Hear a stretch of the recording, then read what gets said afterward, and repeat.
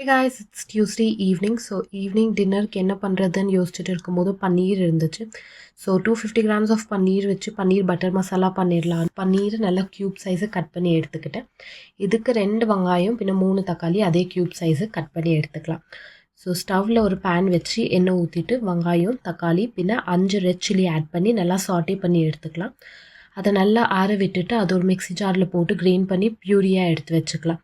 Same பேனில் ஒரு table spoon butter, ஒரு டேபிள் ஸ்பூன் சில்லி பவுடர், அரைச்சி வச்சுருக்க பியூரி ஆட் பண்ணிவிட்டு இது கூட ஒரு டேபிள் ஸ்பூன் கரம் மசாலா பின்ன கொஞ்சம் கஸ்தூரி மேத்தி ஆட் பண்ணிக்கலாம். ஒரு மிக்ஸி ஜாரில் 50 grams of khoa 3 tablespoon பால் ஆட் பண்ணி அதை கிரைண்ட் பண்ணி இந்த மிக்ஸ்சரையும் இது கூட சேர்த்துக்கலாம். ஒரு table spoon salt, 2 table spoon sugar, கொஞ்சம் ஃப்ரெஷ் க்ரீம் ஆட் பண்ணிக்கிட்டு இதை நல்லா கொதிக்க விட்டு பன்னீர் ஆட் பண்ணி எடுத்திங்கன்னா சூப்பரான பன்னீர் பட்டர் மசாலா ரெடி. ட்ரை பண்ணிவிட்டு எப்படி இருந்துச்சு? Please do like, share and subscribe to my channel. Bye bye.